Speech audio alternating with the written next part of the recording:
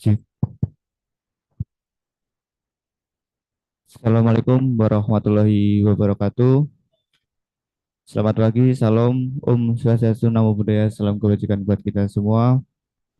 Sebelum memulai PKPA pada pagi hari ini, perkenalkan nama saya Nizal Ar-Ramadhani selaku moderator yang akan mendampingi di sesi satu dan sesi 2 kali ini.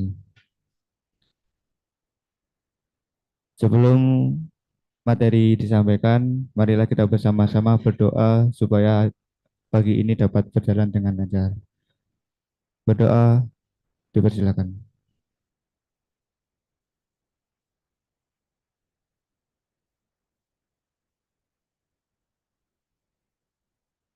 Baik, berdoa selesai.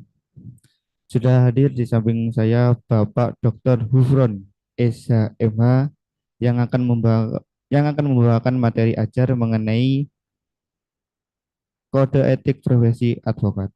Sebelum memulai pemaparan materi, Bapak izin untuk saya membacakan CV Bapak terlebih dahulu.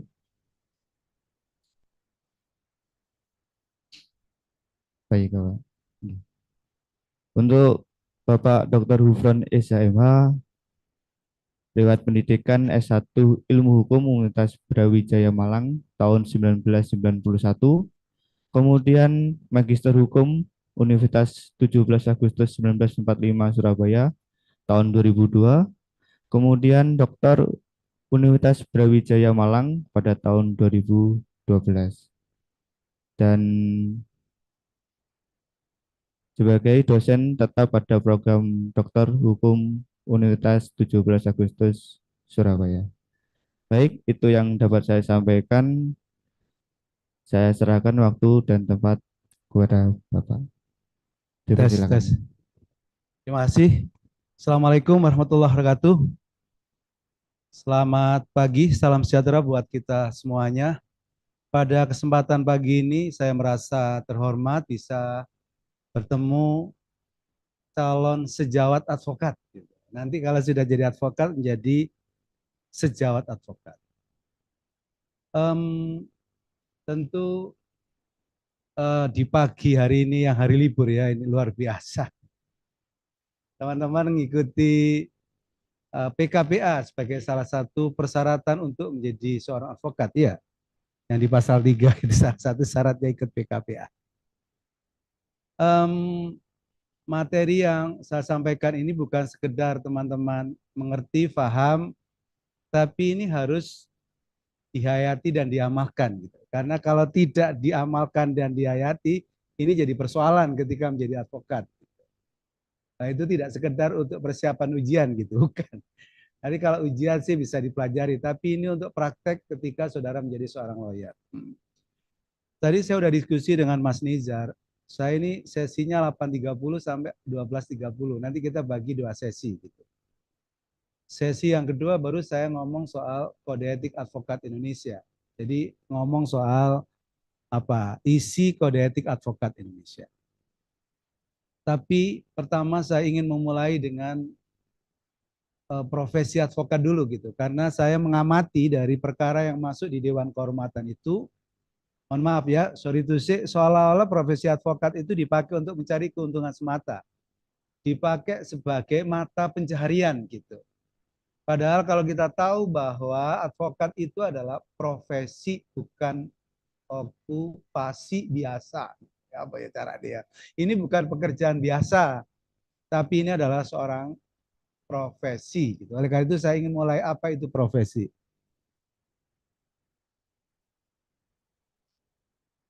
Jadi kalau kita pinjam dari kamusnya Henry Campbell, yaitu Black Law Dictionary. Teman-teman kalau suatu saat cari kamus untuk kepentingan menjadi seorang lawyer gitu. Kamus yang sangat direkomendasikan ya Black Law Dictionary ya. Suatu saat kalau Anda menulis gitu, salah satu kamus yang penting yang itu dipakai oleh seluruh, bukan hanya advokat ya, tapi juga dipakai oleh para akademisi, itu adalah Black Law Dictionary. Dikompilasi oleh Henry Campbell, dia katakan bahwa profesi itu adalah jabatan yang memerlukan syarat tertentu. Syarat tertentu itu apa? Adalah pendidikan, pengetahuan, keterampilan, dan keahlian. Jadi syarat utamanya itu adalah pengetahuan, pendidikan, keterampilan, dan keahlian. Keahlian saya ingin garis bawahi. Jadi advokat itu yang diperlukan bukan hanya mengetahui sesuatu, tapi dia harus ahli terhadap sesuatu. Jadi dia bukan hanya mengetahui sesuatu, tapi dia ahli sesuatu. Misalkan bukan hanya mengerti hukum acara, tapi bisa menjalankan hukum acara dengan baik. Bukan hanya mengerti kode etik, tapi menjalankan kode etik dengan baik, gitu maksudnya. Bukan ada. Oke, terima kasih. Oleh karena itu bahwa ada aspek kognisi kalau teman-teman belajar psikologi itu penting, tetapi aspek sikap itu jauh lebih penting, apalagi dalam konteks kode etik gitu ya. Ya penting. Oleh karena itu tadi syarat tertentunya adalah pengetahuan, pendidikan dan keterampilan serta keahlian. Profesi itu adalah menuntut persyaratan intelektual dari sekedar persyaratan fisik. Jadi lebih ke pekerjaan intelektual. Profesi advokat itu lebih ke pekerjaan intelektual. Misalkan begini, kalau kita suatu saat, saya menyebutnya itu adalah sesi konsultasi. Jadi kalau orang datang minta ketemu, dia konsultasi, saya menyebutnya sesi konsultasi. Ketika mereka konsultasi, kita akan kemudian memberikan jawaban atas konsultasi itu, bisa pendapat hukum secara ringkas atau pendapat hukum secara tertulis ya, misalkan gitu. Ketika kita ini kemudian memberikan jawaban ringkas,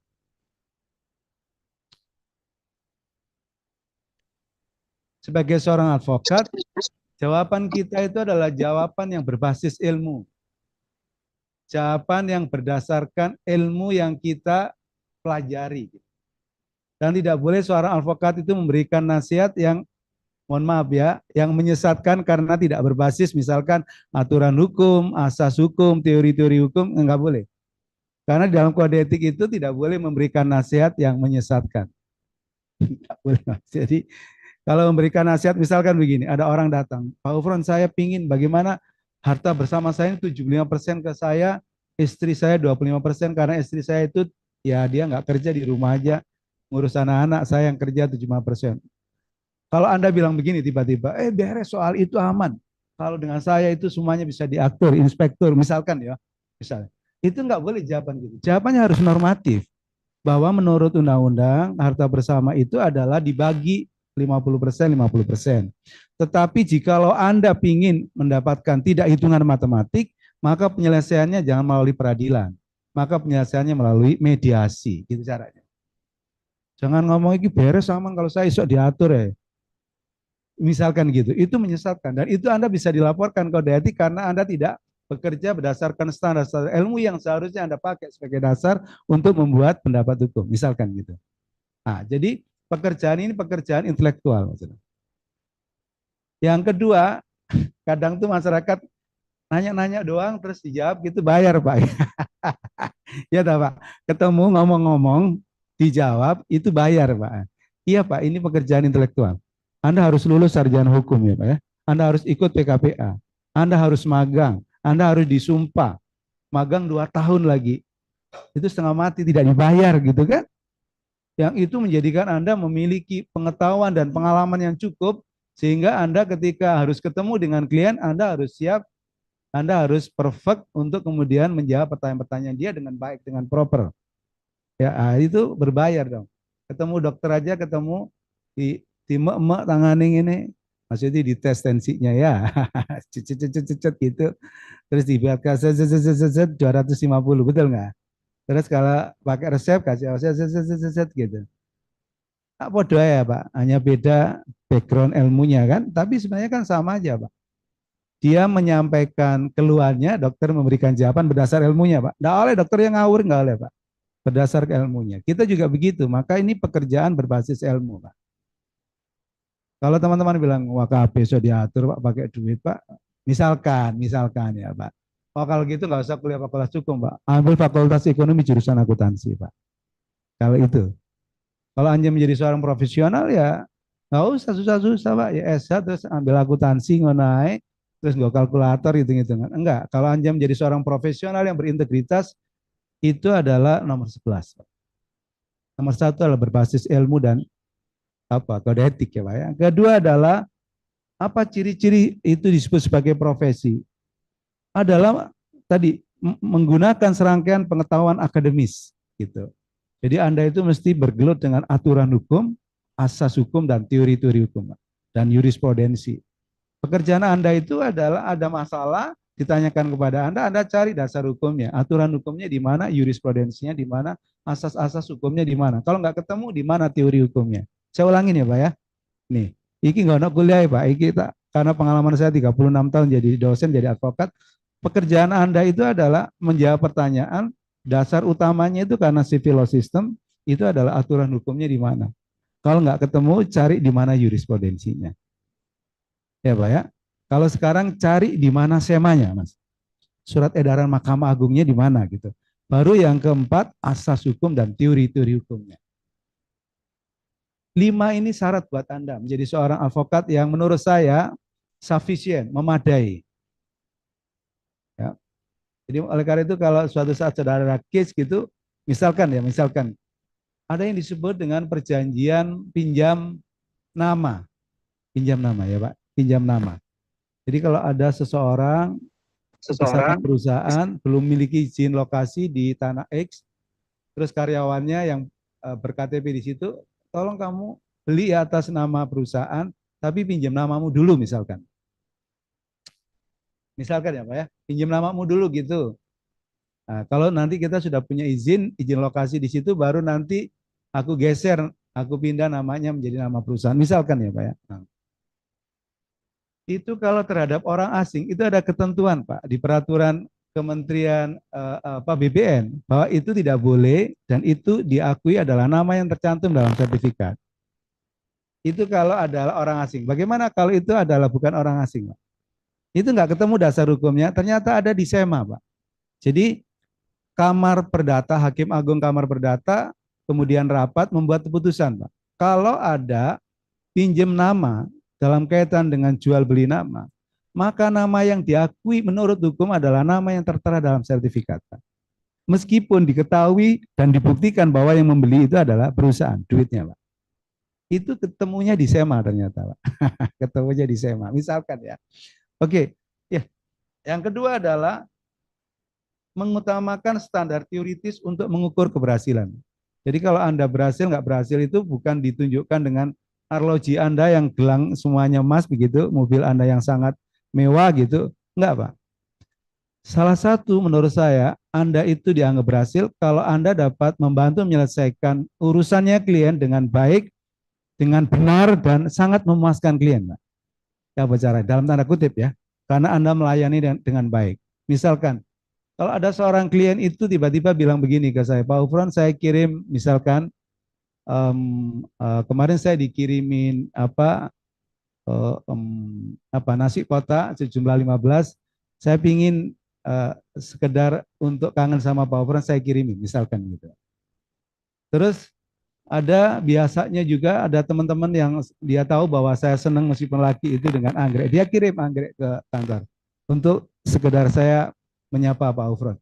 Kalau Anda suatu saat juga di saat Lebaran dikirimin, misalkan ya, dikirimin parcel. Anda sebagai seorang advokat loh ya, lain kalau Anda polisi, jaksa, misalkan hakim, misalkan dekan, rektor, lain soal. Ini Anda menjadi advokat loh. Tapi masih dikirimi parcel oleh klien-klien Anda. Menurut saya Anda top, Mas. Anda hebat menurut saya. Karena seringkali dalam konteks hubungan profesi advokat dengan kliennya itu ibarat dokter gigi. Ibarat dokter gigi. Kita ini ke dokter gigi itu baik kepeksa, Pak. Kayak wis nggak kuat, nah, nggak kuat aku tak yang dokter ya. Tapi kita nggak pingin Pak untuk kedua kalinya dan ketiga kalinya untuk ketemu dokter gigi. Atau Bapak memang pingin ke dokter gigi terus? Ya mungkin alasan karena dokter giginya cantik Pak. Tapi kalau enggak mesti angkat tangan Pak. Purane mau enggak kuat aku Mas. Aku pingin mati ya Pak. Kan enggak segitu ya Pak ya.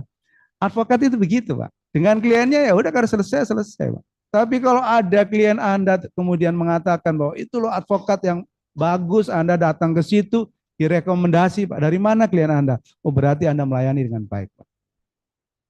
Tapi kemudian dia bilang Pak ini loh Pak, bisa Pak menyelesaikan masalah Pak. Yang penting ono duitnya bayar. Kalau itu KB iso Pak. Betul Pak. Nah, kalau itu semua bisa Pak, nggak usah PKPA Pak itu Pak. Soal itu betul nggak Pak? Maka yang utama itu adalah soal kita menguasai materi hukumnya, kita bisa memberikan opsi-opsi penyelesaian. Saya ulangi Pak ya, opsi-opsi penyelesaian yang efektif buat kepentingan klien. Jadi Bapak kalau ngasih pendapat, terakhir Bapak kasih opsi. Opsi satu ini Pak alasannya ini, opsi dua ini Pak alasannya ini, opsi tiga alasannya ini Pak. Terserah Bapak mana yang lebih cocok untuk Bapak. Jangan dikasih satu pilihan. Tapi kalau Bapak bisa memberikan opsi-opsi itu, Bapak menunjukkan jam terbangnya Bapak ini luar biasa. Karena bisa memberikan pilihan-pilihan yang lebih efektif sesuai kebutuhan klien. Oke. Oleh karena itu harus senantiasa belajar dari hari ke hari, dari waktu ke waktu, termasuk dengan para senior. Kalau nggak bisa, misalkan nggak ngerti, ojo ngawur Pak. Tilpuno seniormu Pak. Saya ini kalau ada hal yang nggak ngerti Pak, saya mesti telepon, Mas, aku soalnya nggak ngerti gimana tuh Mas gitu. Biasa Pak, nggak ada masalah Pak. Nanti kode-kode ikan suntuk obang misalkan ya Pak ya, takon Pak karo kanca mesti di perbankan. Ojo sampean ngawur cilik, nggak ngerti ilmu nih. Nggak boleh nanya ahli perbankan, kurator, misalkan pertambangan. Ini ahli apa, diskusi sama temenmu. Kita nggak usah malu Pak. Iki Pak, iki ono kasus gini apa ya Pak ya? Kira-kira apa? Ya kanca-kancamu ya ojo mahal-mahal jual mahal sama temannya, harus saling membantu Pak. Karena dalam hidup ini pada saatnya adalah kita harus saling membantu. Teman-teman kalau judicial review ke MA, kalau ke MK itu mesti nyari saya misalkan Pak. Ya wes iki soal pembagian materi, pembagian tugas, pembagian rezeki, ngerti Pak ujung-ujungnya Pak. Itu Pak. Rezeki kalau ditelan sendiri itu kadang nggak bisa masuk Pak. Tapi kalau dimakan bersama-sama kan. Nah, katanya kalau makan sate dewean Pak 10 tusuk itu pulangnya bisa anu Pak, biasanya kumat Pak asam uratnya gitu. Tapi ono bareng karo koncone wong papat kan 2,5 tusuk ya Pak ya. Itu nggak apa-apa Pak. Soalnya ono bareng koncone. Yang ketiga yang penting itu adalah pengawasan, memiliki sistem pengawasan melalui kode etik dan penegakan kode etik. Nggak ono Pak profesi dimanapun di dunia itu nggak memiliki kode etik dan dewan kehormatan etik. Kalau itu disebut sebagai profesi. Coba misalkan dokter, dia punya kode etik dokter Pak. Dia punya dewan kehormatan, disiplin kedokteran. Punya Pak. Polisi itu profesi Pak, maka dia punya kode disiplin polisi. Jadi kalau dia melanggar disiplin bisa dilaporin ke majelis disiplin Pak. Maka saya sebut kemarin di Jawa Pos TV, saya bilang bahwa kewajiban negara betul adalah untuk memenuhi kewajiban para hakim. Itu adalah kewajiban negara. Pasal 48 menyebut bahwa negara menjamin keamanan kesejahteraan hakim. Itu adalah obligation state. Negara harus. Dan menurut saya tidak ada di dalam konsep hukumnya para hakim itu disebut mogok Pak. Itu hanya ada di dalam hukum ketenagakerjaan. Dalam hukum ketenagakerjaan itu buat pekerja ada instrumen namanya mogok, buat pengusaha namanya penutupan perusahaan. Jadi kalau geger nggak ketemu ditutup perusahaannya itu boleh Pak. Itu ada diatur di dalam undang-undang. Terus dia nggak cocok sama pengusahanya, anak-anak mogok Pak. Itu boleh Pak diatur, nggak apa-apa. Tapi hakim mogok nggak boleh Pak. Misalkan ya polisi ya gajinya nggak cocok seluruh Indonesia, aku pingin sehari aja pokoknya nggak ngurusi traffic light, ono pencurian, ono penggelapan, perampokan, enggak misalkan ya Pak, ya kiamat Pak. Hakim terus tiba-tiba terus nggak boleh Pak. Dia sebagai seorang profesional harus tetap menjalankan tugas fungsinya, menyelesaikan, memutus perkara dan tidak boleh merugikan hak-hak pencari keadilan. Harus ngerti gitu loh Pak. Oleh karena itu hakim mensiasati dengan ini cuti tapi jadwalnya bersamaan gitu. Masa enggak boleh Pak aslinya. Tapi memang pemerintah rada apa ya kenemenen ya Pak ya. Masa 12 tahun nggak disesuaikan Pak. Pegawai negeri tiap 2 tahun tuh. Misalkan gitu ya. Jadi selalu ada kode etik dan ada dewan kehormatan etik. Kalau itu disebut profesi. Jadi kalau ada persoalan antara teman sejawat di koncone, misalkan ya bodoh-bodoh advokat kok rotok apa istilahnya Mas ya main koboi yang nggak jelas tuh Anda bisa laporin ke dewan pengawas Pak. Dan baru kalau tidak selesai di dewan pengawas Anda bisa adukan ke dewan kehormatan. Kalau di Dewan Pengawas masih dipanggil para pihak, bisa diselesaikan nggak ini, dirundingkan dengan baik nggak? Kalau Anda pakai duitnya dia, urusan nggak dikerjain, duitnya dibalikin dong, itu masih bisa, Pak. Tapi kalau Dewan Kehormatan, Pak, pengadu dan teradu dipanggil untuk disidangkan, Pak. Dan tidak bisa didamaikan di situ, Pak, kecuali mereka berdua di belakang layar menyelesaikan. Sekali kemudian masuk di Dewan Kehormatan, sekali itu akan disidangkan terus tidak mundur, Pak, kecuali sepakat keduanya untuk mencabut. Dia berdamainya harus di luar sidang peradilan. Dan itu izin, Pak. Malu, Pak. Dan saya sebagai ketua Dewan Kehormatan itu aslinya ya enggak pingin mengadili kamu rek aslinya. Tapi awak mendua ngawur kerjane, waduh, aku sampai enggak geleng-geleng kepala tuh ya apa sak jane ngerti apa orang biyen niku ikut PKP apa ora kuliah di endi. Mosok gawe kwitansi Pak, tulis Pak. Insya Allah menang Pak. Syam. Yes. Kita nggak boleh janjiin menang Pak, meskipun insya Allah Pak. Kwitansinya bunyi Pak 500 juta, insya Allah menang. Sudah Pak selesai, dia kasih peringatan berat. Tidak oleh ya Pak, insya Allah ya Pak. Ono cara nih Pak untuk begitu Pak. Saya kasih tahu caranya Pak. Misalkan ke klien Anda sudah kenal baik, brother, saya tidak mungkin menjanjikan kepada Anda sebuah kemenangan. Tapi untuk kasus Anda, saya ingin berusaha semaksimal mungkin untuk membantu kasus Anda dalam posisi yang sangat bagus. Gitu. Perlu diulangi nggak Pak? Aku ngulangin yang belum tentu bisa gitu Pak. Jadi brother, sister, saya tidak boleh menjanjikan kemenangan apapun terhadap kasus Anda. Tetapi saya ingin berusaha semaksimal mungkin, saya ikhtiarkan semaksimal untuk kasus Anda akan lebih baik hasilnya. Nggak apa-apa Pak, itu jenis usaha. Oh no, dokter bilang, mesti waras sih Pak. Oh dokternya Pak, bisa dipersoalkan Pak. Dokter itu hanya mengatakan bahwa saya akan berusaha untuk menyembuhkan. Tapi urusan sembuh nggak sembuh itu kan urusannya Gusti Allah ya Pak ya. Tapi lihat dokter yang ngawur Pak, nyuntiki keliru ya masalah, obati keliru ya masalah, ya tak Pak? Soal mati iya, tapi kalau salah bisa dipersoalkan Pak. Berikutnya adalah ini tadi profesi secara umum Pak, sekarang profesi hukum Pak, ya khususnya advokat, profesi hukum advokat. Nah tadi harus ada ilmu yang dipakai sebagai dasar.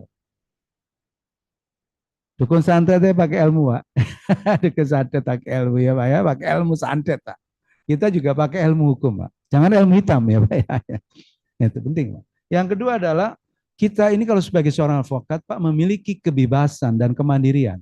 Maka disebut di pasal 5, advokat itu adalah aparat penegak hukum yang mandiri Pak. Jadi sesungguhnya secara normatif kedudukan advokat, polisi, jaksa, hakim itu sama-sama aparat penegak hukum. Pak. Hanya yang ketiga itu adalah aparat penegak hukum yang digaji oleh negara. Kita ini aparat penegak hukum tapi diminta untuk apa namanya? Mencari sendiri yang nanti akan dibayar oleh klien. Tapi adalah aparat penegak hukum yang seharusnya dia juga memiliki hak-hak yang itu dimiliki oleh yang disebut sebagai aparat penegak hukum. Dan hubungannya bukan hubungan kerja seperti pemberi kerja dan buruhnya, bukan Pak.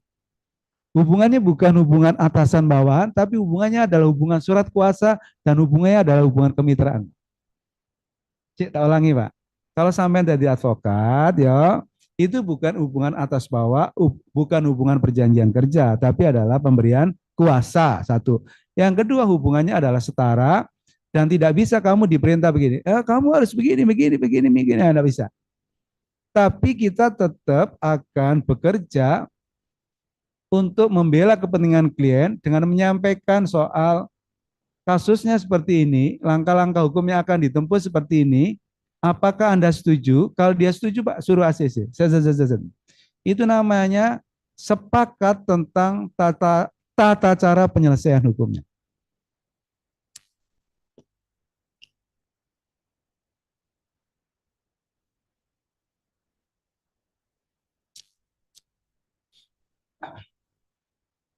Suatu saat Oto Hasibuan ini diminta untuk mendampingi perkaranya siapa ketua DPR RI itu Pak? Yang lama Pak, yang Golkar itu Pak? Setia Novanto. Itu kemudian diganti oleh Pak Dr. Mahathir karena dengan Pak Oto itu nggak sepakat soal cara penyelesaiannya. 1, 2, 3, 4 begini, nggak setuju Pak. Ya sudah, saya kalau Anda nggak setuju, saya mengundurkan diri gitu. Maka Anda juga kasih tahu ke klien soal langkah-langkah hukum yang akan ditempuh untuk menyelesaikan kasus ini adalah apa. Ya toh Pak. Anda sudah harus tahu Pak, ini sakitnya apa, obatnya apa gitu Pak. Baru biayanya berapa gitu. Jadi kalau ada orang begini ya Pak ya, Pak saya mau pakai Bapak gitu, kasus saya begini-begini Pak gitu. Berapa kira-kira biayanya Pak? Kalau Bapak udah bisa menyebut, nanti saya ke kantor Bapak. Oh, saya nggak bisa begitu. Anda datang ke kantor saya, bawa dokumen hukumnya, sampaikan kasusnya, saya ngerti persis persoalannya, saya tahu cara-cara penyelesaiannya, baru saya sebutkan biayanya sekian. Kan nggak mungkin, Pak. Orang datang ke dokter nggak tahu masalahnya, terus takon harganya berapa ke dokter. Nggak mungkin, Pak. Jadi harus tahu dulu persoalannya. Kalau persoalannya pelik, Pak, ribet terus udah ganti pengacara ping 11, Pak. Tiba-tiba ke saya, kan nggak tahu, Pak. Ternyata udah apa ya Pak ya, udah rumit banget tuh gitu, complicated lah, kan nggak bisa. Jadi harus tahu persis duduk persoalannya, baru oh ini masalahnya, oh ini adalah jalan keluarnya, ini langkah-langkah hukumnya, baru kita ngomong karena langkahnya ini satu, dua, tiga ini butuh biaya untuk kepentingan itu. Jadi berapa besarannya itu adalah tergantung seberapa rumit sebenarnya perkara ini hendak kita tangani dengan solusi-solusi yang kita tawarkan. Oke, jadi kalau begitu saya ingin katakan kepada teman-teman, misalkan begini, kalau suatu saat Anda jadi advokat, tapi kemudian Anda menjadi sebut in-house lawyer ya, ARD gitu ya, ya Anda nggak bisa menjadi seorang advokat yang sesungguhnya, maka Anda menjadi seorang pekerja. Tapi kalau Anda kemudian bikin namanya perjanjian retainer ya, retainer itu maksudnya kantor advokat Anda disewa oleh perusahaan. Tiap bulan Anda dibayar misalkan. Tapi Anda nggak bisa diatur dengan cara-cara dia yang model misalkan apa yang nggak benar gitu, nggak bisa Pak. Anda ya akan selalu bilang, Anda kalau menyewa saya minta jalan keluar solusinya ya menurut hukum begini begini begini begini gitu Pak. Nggak boleh diatur. Misalkan ada teman saya dulu itu notaris ada masalah gitu terus datang ke saya, Gufron, saya pingin begini begini begini begini begini begini begini begini. Aduh kalau itu ya cari pengacara lain, jangan cari saya. Ada seorang notaris, ada masalah terus datang ke saya, dia ngajarin cara penyelesaiannya. Bu Fron, begini, begini, begini, begini, begini. Oh, soal duit saya siapkan dan sebagainya. Saya bukan soal duitnya, tapi cara menyelesaikannya. Saya. Dari orang lain, jangan saya. Nggak cocok saya kalau disuruh. Gitu. Seperti Anda, seorang notaris, saya minta untuk begini, begini, begini, pasti Anda tidak mau. Karena Anda bekerja menurut hukum dan kode etik. Anda bisa masuk penjara, Anda bisa diadili oleh Dewan Kehormatan. Anda kalau Anda bekerja ngawur gitu. Oleh karena itu ini bukan semata-mata persoalan uang, Pak. Kalau uang itu ya lebih sebagai apa ya? Kalau menurut saya itu adalah sebagai konsekuensi logis lah ya dari pekerjaan kita. Tapi bukan uang menjadi tujuan. Oke, jadi hubungannya harus hubungan hierarkis. Pak. Misalkan klien-klien saya rumah sakit besar itu kalau ketemu saya, ya saya jelasin begini, begini, begini, begini, begini, begini ya. Kalau begini gimana Pak? Oh begini Bu. Kalau ini begini gimana? Begini Pak. Ini begini. Tidak berarti kalau kamu harus begini, Pak. Oh ya, kalau itu namanya hubungan dengan pegawai, Pak itu, bukan dengan advokat. Advokat ini adalah dia tegak lurus dengan hukum dan kode etik, Pak.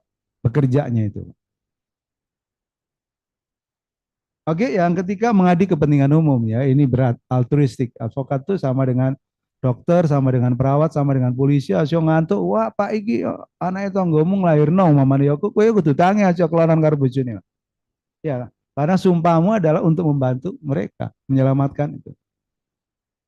Sama dengan kita ini, tiba-tiba jam 12 malam klien kita nelpon, aku ditahan Pak, dicokok sama KPK ya, sampean kudu tangi aja wis kelonan Pak.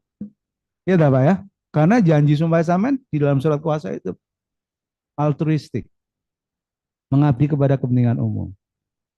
Yang keempat adalah ada yang disebut sebagai client verhouding, hubungannya kepercayaan. Saya ingin garis bawahi. Hubungan Anda, saya sebagai seorang advokat dengan klien itu atas dasar kepercayaan atau relationship fiduciary. Jadi kalau suatu saat Anda memulai profesi advokat itu yang Anda bangun itu adalah soal kepercayaan. Yang Anda bangun pertama-tama itu adalah soal kepercayaan. Kalau Anda dipercaya oleh klien, Pak, ya kalau ini kata kuncinya. Kalau Anda sudah dipercaya oleh klien, Nanti suatu saat Anda mau bilang angka sesuatu, Espiro aku melu Pak Aufranes. Yang terbaik untuk saya. Gitu, Pak. Tapi Anda mulai berpikir, apa aku caranya oleh duit? Oh, jangan, Pak. Pada saatnya Anda kalau sudah Anda dipercaya, Anda bilang apa, dikasih, Pak. Tapi butuh waktu, butuh jam terbang ya, Pak. Maksudnya tiba-tiba jalur duit gede, nggak jelas penyelesaian masalah, nggak jelas kantori, nggak jelas rekam jejak, ya nggak iso, Pak. Tapi yang pertama dibangun soal percaya. Ya dulu Pak, kalau saya ketemu teman itu, walaupun saya pingin ketemu, lah apa Pak ketemu di Sabtunya, aduh Pak saya ini Pak. Ya jenenge konco tak buati ya ketemu, ya Pak ya. Di hotel, di restoran, ya apa dibayari ya, enggak apa-apa Pak. Tapi iku mbiyen Pak, ketika saya masih muda, ya gelem ae ketemu jenenge konco. Ya dibayari maam tadi itu Pak, dibayari makan. Tapi seiring berjalan waktu, suatu saat kita sudah senior ya Pak, orang minta ketemu itu ya satu di jam kerja kecuali emergensi, terus yang kedua itu ada apa namanya kalau speedometernya, kalau orang apa itu Pak, apa namanya taksi itu ada argometernya, siapa argometernya ya Pak ya. Oh Pak, Pak, mohon maaf Pak, kalau ketemu saya ada sesi konsultasi berbayar ya Pak gitu, misalkan begitu. Berapa Pak overhead? Oh kalau sekian jam itu sekian sekian jam gitu Pak. Apa Bapak mau? Kalau Bapak mau nggak apa-apa ketemu. Tapi kalau Bapak nggak mau nggak apa-apa. Apa ketemu yang ada associate senior di bawah saya Pak? Nggak sebesar itu. Saya pilihkan mereka yang ahli di bidang itu. Soal tanah ada ahli Pak. Soal ketenagakerjaan saya ada orang Pak. Soal kontrak ada Pak saya Pak. Kaitannya kurator ada Pak. Bapak pilih yang mana? Yang lebih murah Pak. Oh enggak, saya ingin ketemu Pak Ufron. Nah ya enggak apa-apa ketemu. Tapi itu tadi sesi konsultasinya berbayarnya agak mahal Pak. Terus saya enggak apa-apa Pak saya. Ya enggak apa-apa Pak. Enggak masalah gitu Pak. Tapi kan itu juga butuh waktu yang panjang Pak. Tapi kalau dia enggak mau berbayar mahal, tapi pingin penyelesaiannya mungkin cukup dokter-dokter muda bisa ya sudah nanti kan kita bikin layer Pak ya. Ada junior, ada kemudian middle, ada senior Pak. Baru kita managing partner. Tapi ya nanti Pak kalau sekarang wis pokoknya mari lulus iki wong ketemu wis temono Pak. Dikasih duit ya terima ngono ae Pak. Pira-pira wis terima. Tapi suatu saat Anda sudah merasa apa ya Pak ya, udah merasa apa istilahnya tuh merasa bahwa Anda pada level tertentu ya wis waktu nih Anda harus dibayar itu. Ada saatnya. Tapi yang pertama-tama bangun kepercayaan. Sampai pada orang ngomong wis piro ae aku siap pokoke sing diomongno Pak Aufron aku setuju ae. Yang terbaik untuk. Jadi hubungannya adalah hubungan kepercayaan. Yang kelima, rahasia informasi rahasia. Ini ada di dalam kode etik juga, Pak. Kemarin saya mendampingi seorang advokat senior dalam kasusnya Budi Said. Kok ngomong Budi Said? Nggak boleh ya, terlanjur ya. Karena kasusnya kasus publik kan. Dia suatu saat dipanggil ke Jaksa Agung gitu ya. Advokat ini kan juga manusia sama dengan kita. Tidak ada dokter yang terbaik untuk dirinya sendiri, tidak ada advokat yang terbaik untuk dirinya sendiri kan. Maka dicarilah advokat yang mungkin dianggap senior gitu. Dipilihlah mungkin saya karena dianggap ketua Dewan Kehormatan Advokat diajak ke Jakarta. Tolong Pak saya dampingin, datang ke kantor saya. Please senior minta didampingin, oke. Karena dia posisi saksi Pak, itu sama Kejaksaan Agung nggak boleh Pak didampingin Pak. Kecuali posisi terdakwa atau tersangka baru. Ini nggak boleh Pak. Saya bilang ya udah kalau nggak boleh dampingin ya nggak usah datang gitu. Akhirnya mohon maaf itu ternyata di Kejaksaan Agung di bawah itu dijaga oleh tentara Pak. Sekarang ya Pak ya. Jaksa Agung itu di bawah dijaga oleh tentara. Saya kaget juga ini kenapa harus TNI yang jaga tuh. Ternyata ada kerjasama sekarang ini Pak katanya. Karena ada namanya jaksa muda militer. Maka ini ada kerjasama yang jaga juga orang militer. Akhirnya naik Pak di lantai 7 gitu. Sepakat bahwa berdasar pasal 18 itu dalam konteks menjaga rahasia klien tidak mau memberikan jawaban sepatah kata pun. Waduh Pak, 11 orang saya sama dia. Klien saya atas amanat undang-undang diwajibkan menjaga kerahasiaan klien. Sehingga klien kami tidak mau menjawab pertanyaan apapun yang tidak diajukan oleh teman-teman penyidik. Kalau gitu bikin pernyataan bahwa dia tidak mau menjawab pertanyaan ini atas alasan menjaga kerasan klien. Setengah jam pulang, Pak. Pulang ke Surabaya. Sekali Pak dia ditanya dan menjawab, misalkan ya Pak ya, sekali ditanya menjawab, maka kan ada pertanyaan turunan ya Pak. Pertanyaan ikutan, betul nggak Pak ya? Oh, pertanyaan ikutan itu bisa kemana-mana Pak. Kalau sudah kemana-mana, kan menjebak dia Pak. Betul nggak Pak? Nah, iya tahu Pak. Perkara Anda kapan? Mana kuasa hukumnya? Berapa honor Anda? Dibayar cash atau dibayar lewat misalkan perbankan, misalkan. Iya tahu Pak ya? Tiba-tiba jumlahnya misalkan ya Pak ya, kok honornya itu 2,5 M loh. Kan orang mesti mulai curiga Pak, ini duit 2,5 M ini kan gue apa? Kan nggak tahu Pak. Untuk apa saja orang. Terus dokumennya mana? Sudah Pak. Maka dia sepakat dia. Pokoknya saya senior, saya tidak mau jawab. Ya sudah, sekali tidak mau menjawab, meskipun pistol dari sini ya udah kau udah jawab. Wih perempuan ini ternyata dia juga tough menurut saya. Keren menurut saya, berani. Ini tekan pulang Pak. Wah namanya masuk Kejaksaan Agung di depan Pak, sudah difoto, tanda tangan, nomor handphone di situ, nanti masuk lagi, gitu lagi, kayak masuk di tahu di kalah bandara ini, gitu Pak. Nah, oke. Jadi penting Pak soal rahasia klien. Yang keenam adalah hak imunitas. Jadi kita ini di pasal saya lupa 16 atau 17 ya di kode etik itu, di undang-undang advokat tuh bahwa kita ini tidak dapat dituntut secara pidana dan perdata dalam melaksanakan tugas ini berdasar undang-undang kode etik dan membela kepentingan klien. Saya ulangi ya Pak ya. Di dalam undang-undang advokat bahwa kita ini memiliki kekebalan. Tidak bisa dituntut secara perdata dan pidana dalam menjalankan tugasnya sepanjang menurut undang-undang kode etik dan membela kepentingan klien dengan etikat baik. Ya Pak ya. Jadi tolok ukurnya ada 3 Pak. Satu adalah undang-undang, yang kedua kode etik, yang ketiga adalah dengan etikat baik. Yang 7 adalah kode etik dan peradilan etik. Ya Pak ya, kode etik. Jadi mesti ada kode etik dan peradilan etik. Ya peradilan etik itulah yang disebut sebagai Dewan Kehormatan Etik.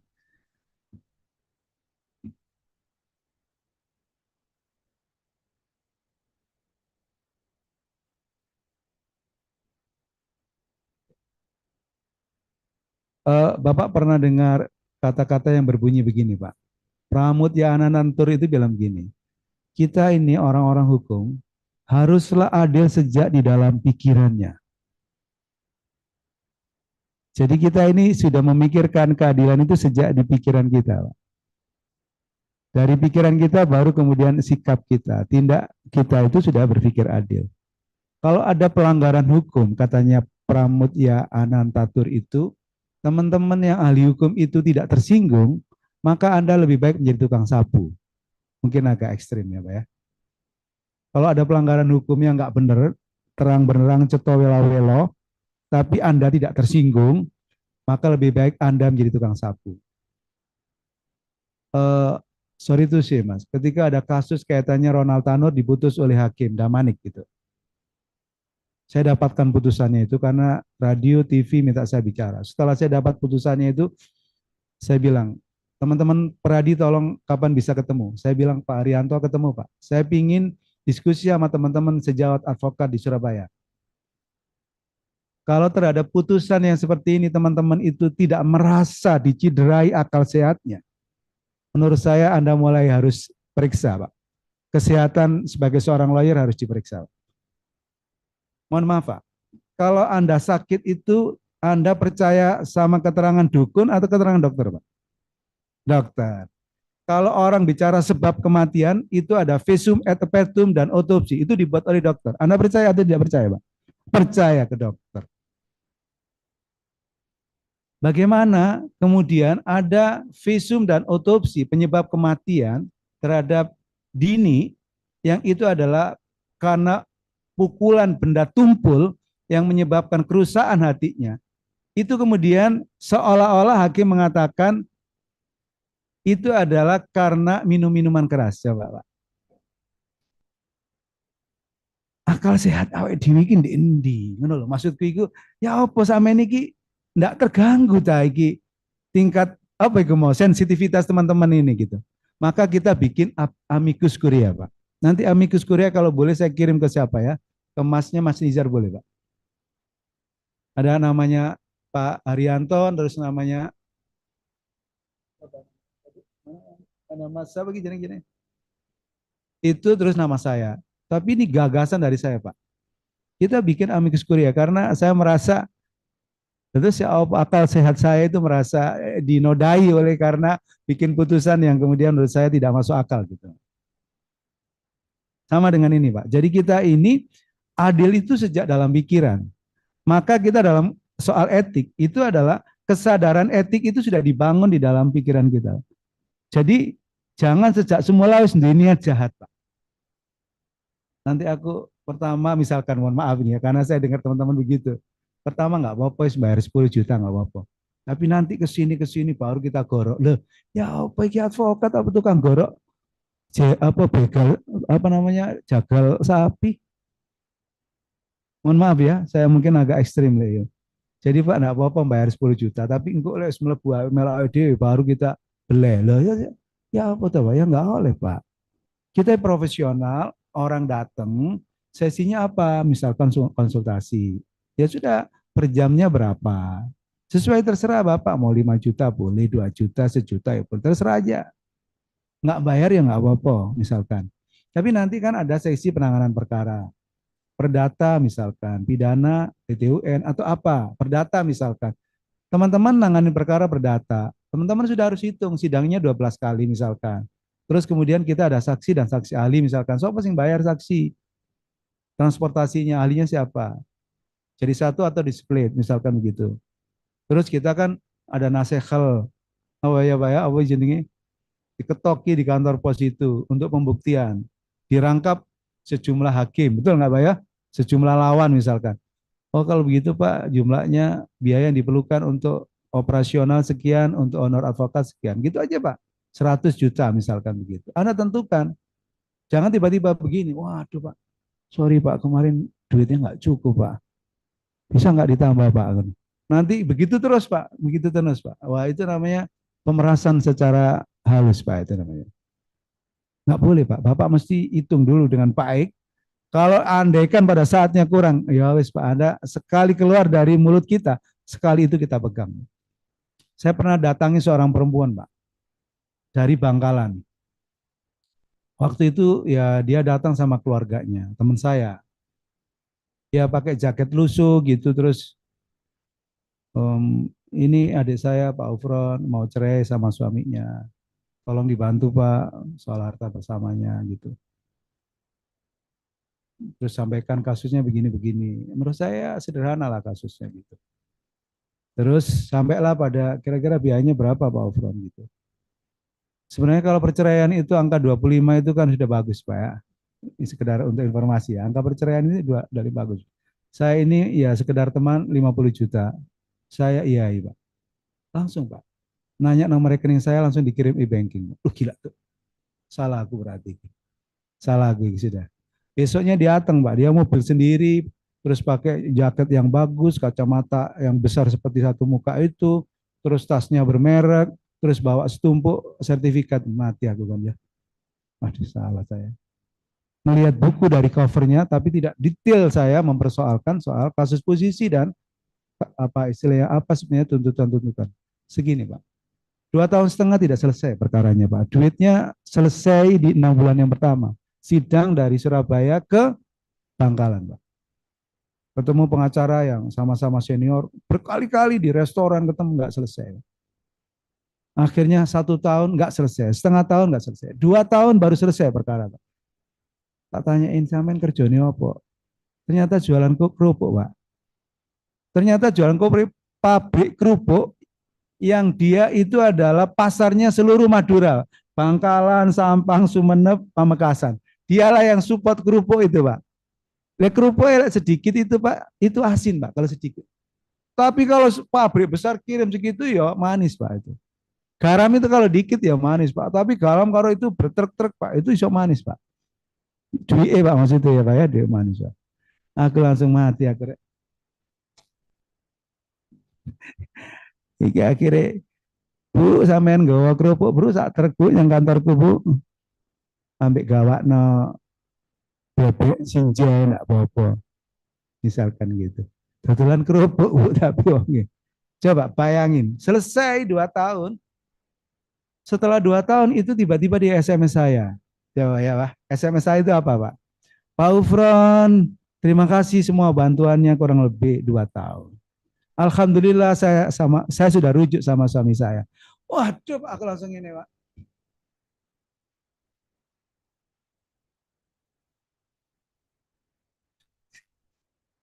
Ya seneng aja Pak ya. Tapi olah apa berdarah-darah Pak. Belan-belani duit seket, mari gini ngorot-ngorot duit kantor dewi. Dari perkara lain kita itu Pak untuk 2 tahun Pak. Tapi kan mulai Pak saya sudah rujuk Pak. Aduh lemes aku. Dinamikanya Pak. Tapi sampai sekarang Pak kalau saya bilang, Ibu kapan ke Surabaya? Bebek sinjai sama kerupuknya jangan lupa. Wah bawain kerupuk yang satu itu loh Pak, yang satu plastik besar itu. Gede itu. Nah kita dol meneng tanya apa iki? Didol ini yang pasar. Datang siapa?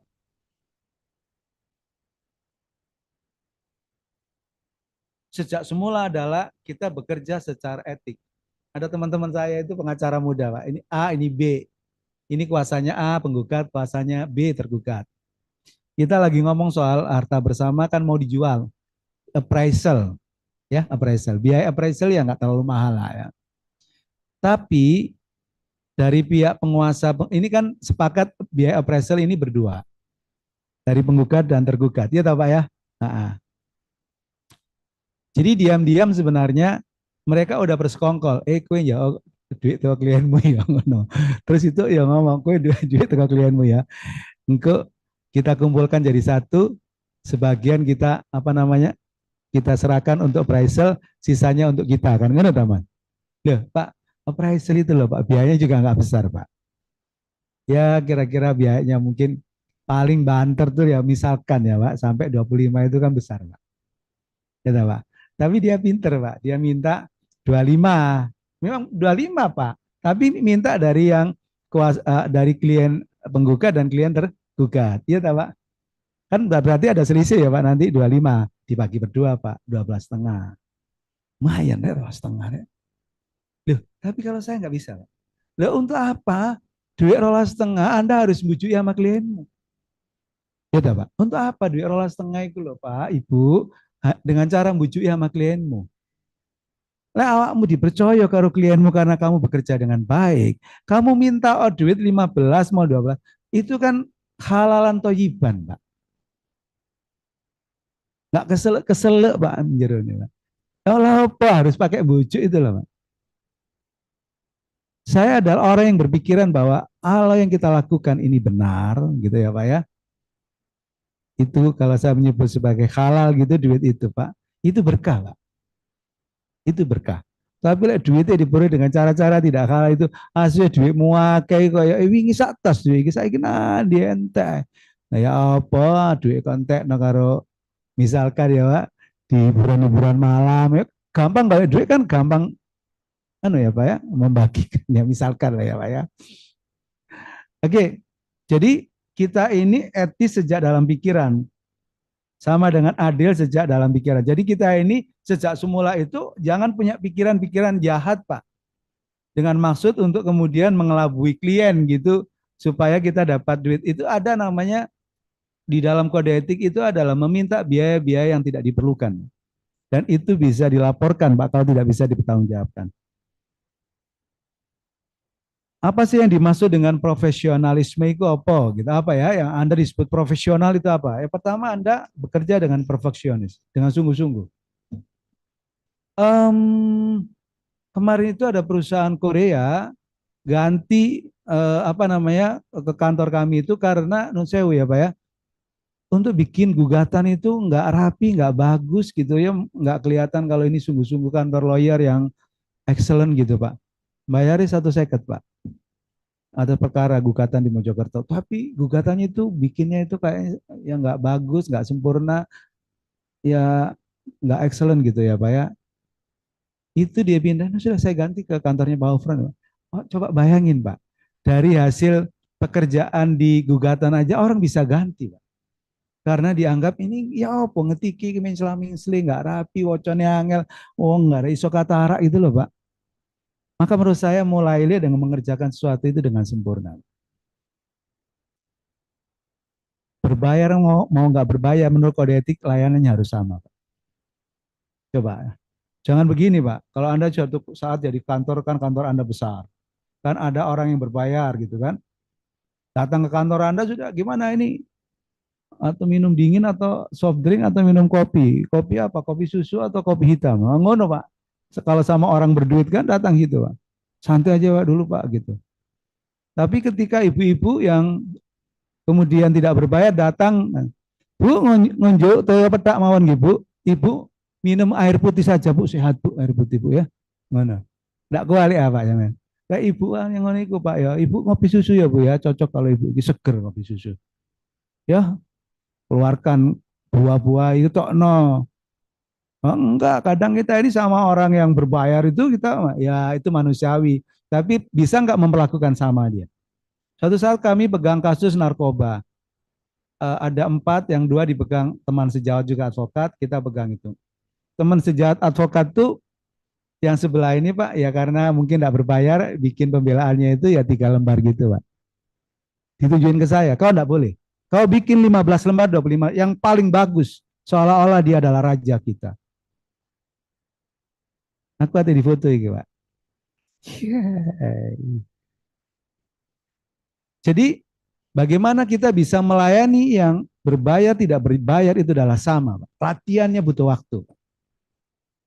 Dan itu kalau Anda lakukan, Pak, maka ada kata-kata yang menurut saya penting buat diri saya sendiri adalah di balik kita membantu orang miskin yang tidak punya ini, Tuhan akan kasih rezeki lewat orang lain. Tapi kalau Anda tujuannya hanya melayani orang-orang yang berduit, saya pernah Pak 6 bulan tidak dapat perkara Pak, karena salah niat Pak. Kan perjalanan panjang Pak ini. Kok iso 6 bulan nih aku nggak boleh perkara ini ya apa? Karena saya membayangkan bahwa saya hanya klien-klien besar Pak. Ya Pak, enggak Pak. Ya orang enggak punya datang tangani Pak dengan baik. Tim Anda suruh bekerja dengan baik. Tuhan akan kasih dikirim Pak dengan orang tadi itu adalah kasus-kasus yang lebih besar. Itu pengalaman Pak ya, pengalaman. Tapi ya ojo kasus cilik-cilik tok kabeh ora sing gede kamu ya ngeluh ya. Ya dua-duanya ya. Terus yang kedua ada selain kesungguhan ada ketelitian Pak. Harus sangat-sangat teliti dan check and recheck Pak. Ini wan prestasi kah atau perbuatan melanggar hukum? Dari koncoku iki anu Pak, dua-duanya saya ajukan Pak. Wan prestasi dan lo ya enggak anak Pak. Ya sekali ini kasusnya apa? Ya wan prestasi dipilih atau ini perbuatan melanggar hukum. Enggak ada atau Pak. Terus tiba-tiba bikin wan prestasi, tiba-tiba tuntutannya itu adalah ganti rugi material imaterial. Lo ya enggak bisa Pak. Imaterial sama material itu ada di gugatan perbuatan melawan hukum. Tapi dalam gugatan wan prestasi itu tidak ada imaterial Pak. Fang semangat ya Pak, imaterial ya keliru Pak. Ya izin Pak, keliru Pak. Bikin mendapat hukum hari ini kalau Anda tidak cermat dan hati-hati, itu bisa dipersoalkan, Anda bisa digugat Pak. Dianggap Anda malpraktek seorang advokat. Jadi ada firma besar di Jakarta bikin mendapat hukum, dianggap pendapat hukumnya itu adalah tidak tepat Pak. Itu digugat Pak law firm itu Pak. Ada kemarin ada pendapat hukum, ada seorang pengacara digugat Pak oleh kliennya. Sekarang nggak bisa, Pak, kita ini nggak bisa bekerja asal gitu, tidak berbasis ilmu, tidak berbasis tadi saya sebut kalau bikin pendapat hukum, jelas dasar hukumnya, jelas apa namanya sumber-sumber hukum yang dipakai sebagai rujukannya, Pak. Oleh ngawur gitu ya Pak maksudnya. Ada ketukunan dan ketabahan. Nggak Pak, tiba-tiba orang terkenal jadi pengacara, nggak bisa Pak. Butuh waktu. Kalau Anda sudah 5 tahun itu menurut saya adalah ya dari situlah Anda sudah memulai karir Anda. Kalau setahun, rong tahun, telung tahun, 4 tahun, ya belum apa-apa, Pak. Oleh karena itu teman-teman yang ikut gabung saya, Anda 5 tahun, aku bukan ngusir Anda bikin kantor sendiri. Anda sudah bisa. Anda kalau nanti perlu diskusi, boleh datang ke saya. 5 tahun, Pak, melu wong, Pak. Kan dibagi, Pak. Iya, Pak. Untuk apa Anda 5 tahun selalu diatur oleh orang? Kapan Anda mengatur? 5 tahun Anda buka sendiri. Aku bukan ngusir Anda. Sudah saatnya Anda untuk mengatur diri Anda sendiri. Bukan diatur oleh saya. Diaturin nggak enak, Pak. Diaturi sih enak. Iya, Pak, ya? Betul nggak? Udah enak, Pak. Harus tekun, Pak. Sabar, Pak. Jangan pingin segera sampai puncak, Pak. Bisa tak, Pak? Mendaki tiba-tiba sampai Pak, di puncak Gunung Himalaya, Pak. Enggak ada, Pak. Itu hanya mimpi, Pak. Mimpi di siang bolong ya. Harus, Pak. Diikutin, Pak. Yo saya itu Pak ya ikut senior, yo nyetiri, yo ngetik nonggo tasik, biasa Pak. Malam dipanggil senior, Gufron, ada ini pertemuan. Di mana senior? Datang Asia Bengio, ngantuk-ngantuk. Kerja malam di hotel, belum punya kantor Pak. Ngetik sampai pagi, biasa. Sampai pada saatnya kalau ilmu ini kuabe kita dapetin, kita Pak. Izin senior, saya tak merintis karir saya gitu sebagai seorang advokat. Ya direstui sama beliau. Tapi di akhirnya beliau sudah senior, terus kemudian kantornya beliau agak susah cari klien. Senior daripada susah cari klien ikut saya aja. Ikut saya, senior saya ikut saya. Kalau dulu saya yang bikin, dia yang ngoreksi gini-gini. Oh, saya ganti. Senior yang bikin, senior ini kayaknya kurang tepat jadi hari saya. Biasa ya. Dan dia juga nggak ada masalah. Sampai beliau meninggal. Ikut saya, senior. Diskusi. Biasa aja, nggak ada masalah. Butuh ketekunan, ya. Nggak bisa, Pak. Tiba-tiba apa namanya orang terkenal, Pak. Kan harus dibangun, Pak. Ya, oleh karena itu teman-teman kalau pingin misalkan pingin tahu Gufron ini siapa gitu, oleh karena saya bilang nggak usah dikenalin Mas. Nanti biar teman-teman nyari sendiri searching Dr. Gufron SAMH. Cari di situ, Pak. Saya siapa gitu. Nanti kan ketemu, Pak. Pengacara lawan itu mesti mencari, Pak. Siapa lawan saya? Tak cari, Pak. Iki sapa sih musuhku tak goleki. Kok enggak terkenal, Pak? Ya buat saya gak terkenal iki, Pak. Ya wis engko tak temonani dek ya atau dek. Tapi mohon maaf ya, Pak, karena saya ketua Dewan Kehormatan, meskipun ini ada kerja-kerja sosial ya, Pak ya. Ini kerja sosial, Pak. Siapa, Pak, yang mau ngadili temen nih dewi iki sapa, Pak? Iki kan butuh, waduh Pak konco dewi, Pak iki, Pak. Nah, sekoncone sampean ngene iki lho, Pak, engko sampean dari Dewan Kehormatan Anda sidangkan sendiri, Pak. Ora yo repot, Pak. Koncone dewi, Pak. Polisi untuk dirinya sendiri. Maka kadang-kadang itu kalau saya punya perkara itu Pak, konco-konco advokat itu tak SMS.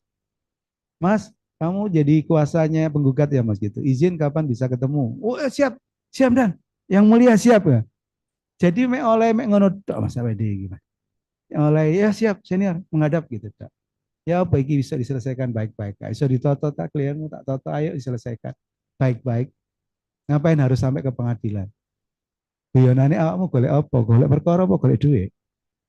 Iya golek perkara ya golek duit, tapi lek golek perkara nono duitnya ya mungkin ya ndak gelem toh. Ya wis selesaikan dengan baik. Ayo diselesaikan. Ditoto, Pak. Yang rapi, bagus, tapi saling memuaskan. Win-win solution. Ketemu. Ya itu pentingnya, Pak, ketua Dewan Kehormatan ya, Pak. Ya bisa ketemu sopo ae, ketemu senior-senior bisa. Senior izin ketemu menghadap. Oh, siap, siap.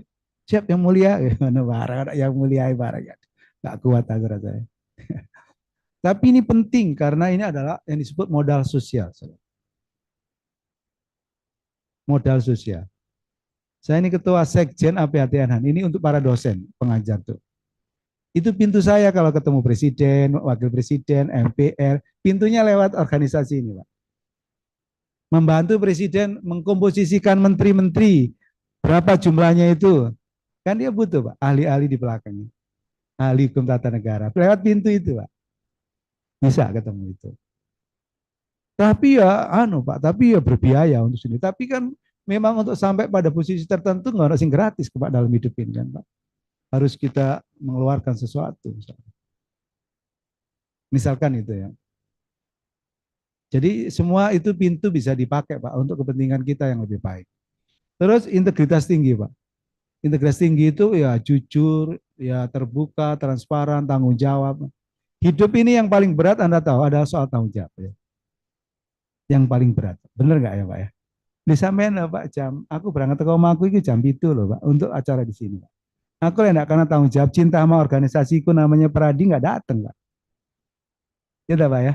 Saya jadi dosen itu Pak, kadang ngajar jam 7 pagi Pak di jadwal karena memang saya siang nggak bisa. Datang Pak. Itu dari rumah saya berangkat setengah 7 Pak. Pagi-pagi Pak. Oh gila tuh. Anda tahu dosen bayarannya berapa Pak? Nggak cocok Pak dibandingkan dengan honornya lawyer Pak. Tapi saya jalanin Pak sebagai seorang dosen. 34 tahun. Jadi dosen di pasca sarjana untuk program doktor. Ngajar S2, S1, bimbing S1, S2, S3. Tak lakoni Pak, karena tanggung jawab. Jadi dua-duanya di dua tempat nih. Untungnya apa kalau jadi dosen tuh Pak, konco-konco yang pengacara dia bilang, dan ahli dan. Jadi saya ini dijadikan ahli Pak dalam kasus-kasus hukum administrasi sama hukum korupsi Pak. Jadi di mana-mana jadi ahli. Jadi di satu sisi saya jadi dosen, satu jadi advokat, jadi dosennya ini dijadikan sama teman-teman untuk jadi ahli. Nanti Anda cek di situ. Saya jadi ahli di PT UN sini, ahli di pengadilan ini, Pak. Ya uji jalani urip iki bisa nanti sampai lah. Teman-teman ya begitu, jalanin hidup ini, doa pasti Anda pada sampai. Dulu saya itu kalau mau jadi lawyer itu pokoknya aku lewat jalan mana iki. Misalkan Basuki Rahmat sebelah kiri kan ada gedung miliknya BRI itu, Pak. Tahu nggak? Yayasan BRI. Saya bilang begini, Tuhan, kapan saya bisa menjadi konsultan hukumnya BRI? Pokoknya lewat situ ya Tuhan gitu, Pak. Jadi Pak saya. Lewat Geraha BNI itu lewat sebelah kiri. Iya Pak ya, yang di situ Temuru. Tuhan, kapan saya bisa ikut? Pokoknya lewat situ saya doa Pak ya situ. Pernah Pak saya jadi kuasanya. Rumah sakit Sutomo melewati, apa rumah sakit gede banget nih. Kapan saya jadi konsultan hukum? Lewat situ saya doa Pak. Kapan semua rumah sakit menjadi klien saya Pak? Saya doa Pak itu. Tiap gitu saya doa Pak. Dulu Pak hampir rumah sakit besar itu klien saya. Sekarang ya yang di daerah-daerah enggak, yang di Surabaya aja. Dulu rumah sakit daerah di mana Pak saya? Waduh, saya sampai saya nggak bisa. Usia sudah semakin tua, nggak bisa harus hidupnya di jalanan Pak. Kediri, Bojonegoro, Madiun itu semua rumah sakit klien saya. Saya juga masih mengajar di Fakultas Kedokteran Pak tentang hukum dan etika rumah sakit hari ini. Hari Minggu juga. Tapi untungnya itu pakai Zoom Pak. Pesertanya 70 para direktur rumah sakit seluruh Indonesia. Tak lakoni ae Pak, bapak kono tuh endi wong iki amal ae kok ya. Ya tak kau mah Pak ngajar saya 3-4 jam selesai. Kalau andaikan tapi saya datang. Kemarin saya di Universitas Erlangga datang, Pak. Tapi di UTM saya nggak datang, kurang sehat. Universitas Trunojoyo saya nggak datang, PKPA. Tapi di sini datang karena ini kan banyak yang dosen-dosen ini S3-nya tuh di Untak, Pak. Banyak ini bimbingan saya Pak yang ngajar dosen di sini. Teman-teman saya banyak tuh. Kali-kali datang Mas ke kampusku Mas ini. Oh siap-siap. Saya datang ke kampus. Karena beda Pak. Kalau di Zoom sama ketemu ini beda Pak. Menurut saya sih. Beda gitu. Apa ya. Vibe-nya beda. Jarak 6 ya apa. Suasana kebatinannya itu beda gitu. Rasanya beda. Jadi. Yang ketiga adalah kebulatan pikiran dan perbuatan. Jadi sekali Anda 25 juta, ya sudah 25 juta, semboya apa caranya di kolek lain.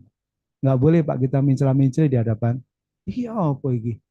Wong iki mari mabuk dah ngomong A ganti B. Nah, itu harus jaga karena itu adalah kepercayaan.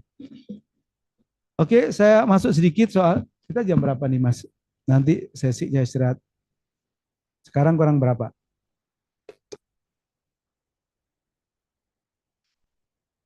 Oke, tadi itu kita bicara soal profesi hukum. Profesi hukum bukan pekerjaan biasa, tapi adalah suatu jabatan yang itu adalah disebut sebagai memenuhi persyaratan yang intelektual, yang harus berpegang pada hukum dan kode etik, gitu ya Pak ya, dan ada Dewan Kehormatan Etik.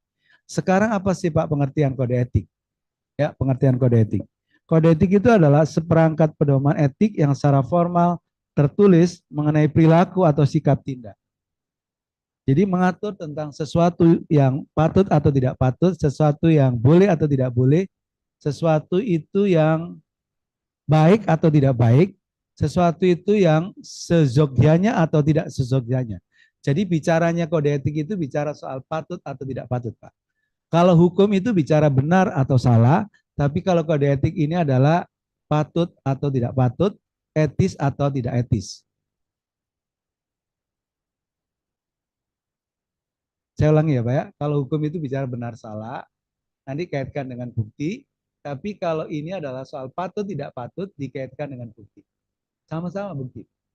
Tapi ini patut atau tidak patut. Siapa yang bikin kode etik itu adalah organisasi profesi.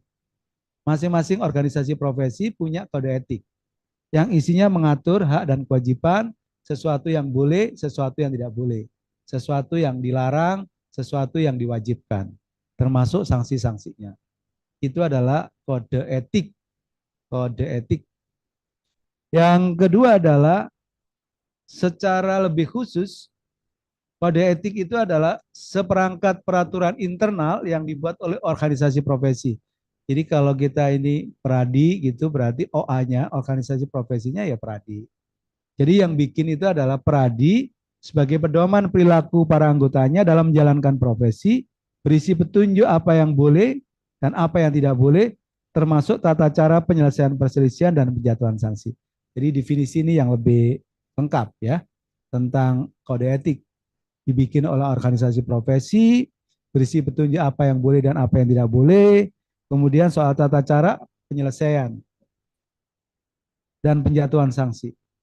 Teman-teman, kalau umpama Anda nggak setuju sama teman sejawat karena perilakunya dianggap misalkan melanggar kode etik, itu nggak boleh tiba-tiba Anda share ke medsos gitu, nggak boleh.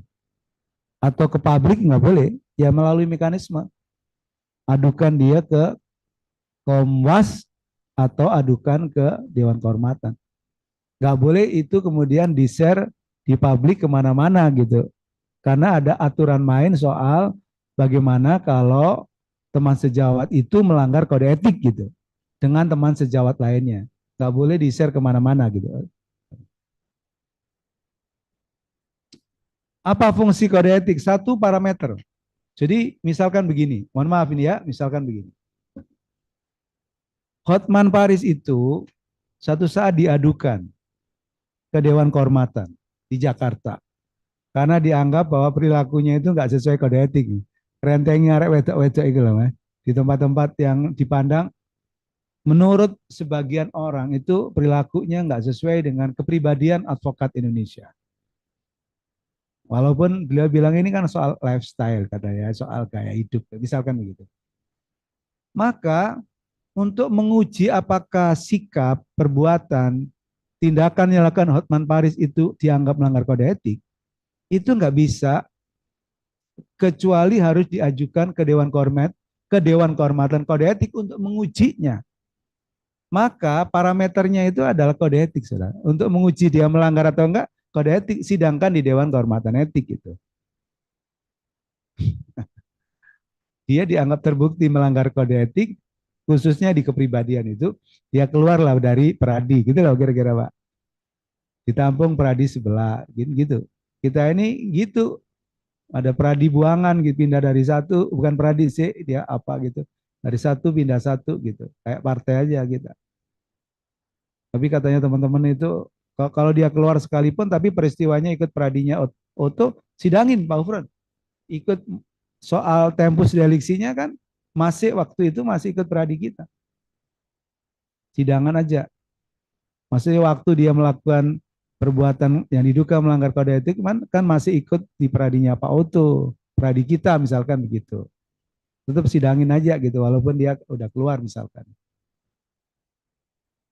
Jadi parameternya untuk menguji itu adalah lewat sidang kode etik dan kode etik itu adalah sebagai parameter untuk mengujinya. Kemarin itu ada begini saudara. Ini advokat muda, perempuan sama laki, suami istri itu diajukan dianggap mengambil klien punya seniornya. Jadi ini senior, dulu dia yang laki ini ikut magang di senior ini.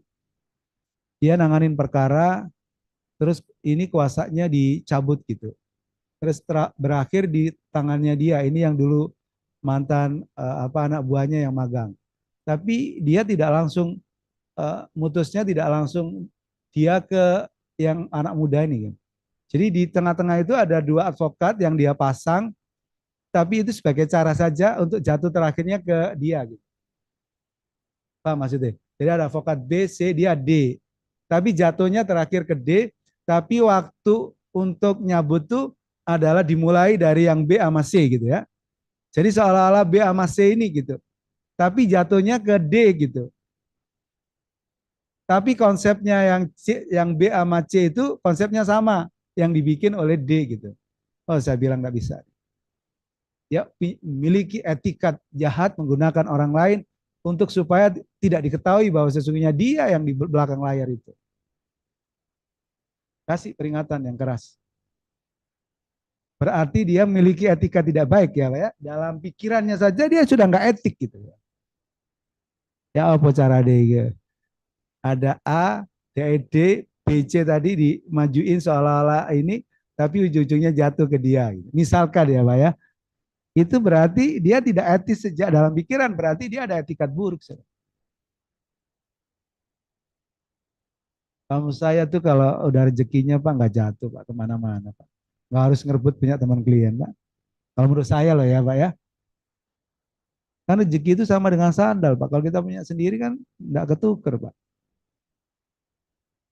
Ya Pak, karena ada ukurannya sendiri-sendiri Pak. Ukurannya nggak cocok kan nggak bisa tuh Pak. Terus begini juga Pak. Mohon maaf ya Pak ya. Kadang tuh kalau soal rezeki itu bukan soal Anda apa namanya. Enggak Pak. Kalau rezeki ini sampean ya perkaranya biasa terus ketemu klien duitnya gede itu urusan Tuhan. Bukan terus kemudian iki kantornya gede terus kemudian ya itu iya tapi itu bukan jaminan Pak ya. Tapi yang rezeki itu juga ngikutin Pak. Ngikutin Anda. Anda tuh sedekahnya besar gitu ya, amalnya di mana, gantungannya ke langit itu ya Anda bisa aja orang datang tiba-tiba. Bagaimana saya pernah suatu saat didatangin Pak. Katanya dia bermimpi. Dicarilah kemudian advokat datang ke saya. Hanya Bapak yang bisa menyelesaikan. Loh, oh, soalnya Pak advokat berbasis mimpi tau. Kan ya, nah Pak ya mungkin dia sudah nyari-nyari di Google gitu ya. Oh, mungkin rekam jejaknya bagus. Bilang ke ibunya, ibu kau kenal nggak dengan ini? Oh iya saya kenal. Itu teman berangkat haji saya lah. Mungkin sudah mulai masuk Pak. Teman berangkat haji. Perusahaannya adalah perusahaan. Dia bekerja di perusahaan India. Perusahaan India itu kebetulan advokatnya itu adalah bimbingan saya Pak. Bimbingan saya S3. Advokat bimbingan saya S3. Saya bilang, Mas, ada kasus begini-begini, Mas. Oh, siap, Dan. Saya selesaikan, Dan. Besok saya selesaikan. Coba, Pak. Jadi rupanya Tuhan itu hanya ngatur lewat mimpi betul atau enggak. Mungkin harus searching Google. Lewat saya, kemudian pengacaranya India ini adalah bimbingan saya. Tinggal saya bilang, bantu selesaikan. Ya sudah aku yang ngurus, nanti aku selesaikan. Dia bayarnya mau berapa, nanti aku jelasin ke orang India. Coba, Pak. Gitu itu kan juga ada peran Tuhan. Ada teman saya yang tiap hari, tiap pagi itu dia datangnya itu datang ke tempat-tempat sepi, pemulung-pemulung gitu ya, siapin duit 25 apa 20 atau 50 yang bagus-bagus, panjang jalan Pak setelah subuh, kasih duit sama mereka. Tapi mereka usahanya di bidang nggak tahu properti apa gitu. Kadang dia bilang ke saya, Pak, saya baru dapat rumah Pak, harganya lumayan Pak gitu. Keuntungan saya lumayan Pak. Keuntungannya miliaran Pak, jadi dia pagi gitu. Jadi ini soal sedekah, Pak. Jadi dari langit Tuhan mau ngirim orang gitu, Pak. Yang kedua fungsinya adalah untuk mengatur diri sendiri, Pak. Jadi hanya bisa nanti kembalinya itu ke kode etik itu. Kalau ada masalah ya kode etik itu, Pak. Yang ketiga adalah menjaga wibawa profesi. Kalau kode etiknya dilanggar, Pak, kita nggak berbawa profesi kita. Ada fungsi yang lain ya, Pak ya, menjunjung tinggi martabat profesi. Kalau Anda pegang kode etik, Pak ya, itu maka sesungguhnya martabat profesi kita, advokat tuh juga tidak dilihat sebelah mata. Hari ini Pak, mohon maaf Pak ya, teman-teman ada nggak yang dari bank nih? Ada nggak yang dari bank? Ada ya Pak? Ngacung Pak? Yang dari bank Pak? Kerja di bank nggak? Ada nggak? Itu Pak, saya Pak mau mau ambil mobil gitu Pak, ditanya profesi advokat Pak. Apalagi profesi Bapak. Saya dosen. Dosen aja Pak gitu. Saya nggak tahu kok tidak dipercaya, dikira nggak kuat bayar kali saya ini. Coba bayangin Pak, polisi, tentara, notaris, advokat. Kalau mau ngutang di bank tuh agak susah Pak. Apalagi tukang yang pekerjaannya mancing gitu Pak. Tanya hobinya mancing. Ya wis nggak dibayar tinggal mancing yang segoro Pak, yang laut nggak jelas kapan mulai ini bujune dia nggak ngerti ya. Nagih apa? Ini perlu Pak. Saya beberapa kali Pak ambil rumah gitu takut di profesi advokat gitu ya. Nggak ada Pak, yang dosen aja Pak. Lah dosen bayarannya nggak sepiro. Nggak apa-apa Pak, tapi dosen aja Pak. Gue dibayari itu kok advokat. Coba Pak, Anda nggak dipercaya Pak. Terus kalau mas saja dipakai mau kawin gitu ya anak, apa iki Bapak? Aduh advokat rek. Nggak iso aja advokat lah ya. Nggak iso ya. Guru-guru nggak apa-apa. Orang bapakmu ini guru ya. Wah, coba Pak. Karena dianggap masih sebelah mata oleh mereka. Kan nggak KB advokat nakal Pak. Nggak KB polisi nakal, nggak KB hakim nakal, nggak KB jaksa nakal. Kan dia ono Pak advokat yang api kayak sampean-sampean ini Pak. Iya tak Pak? Dahlan Iskan itu Pak pernah cerita ke saya, jadi apa namanya, jurnalis pertama-tama itu jalan kaki Pak dari Dharma Husada Indah Kertajaya ke kantornya dia di sono itu jalan kaki Pak. Padahal sama direktur yang diwawancarai disiapkan amplop Pak. Enggak Pak, saya sudah ditugaskan Pak, sudah dibiayai Pak. Padahal aslinya ya enggak, ya melaku Pak, berkilo-kilo Pak. Karena ingin menjaga wibawanya sebagai seorang jurnalis profesional. Ya Pak. Ya enggak apa-apa Pak, berat Pak. Ya pertama-tama ya berat. Ingin menjaga dari yang disebut martabat profesi ini. Tapi kalau sekarang kan muncul Pak, namanya apa Pak?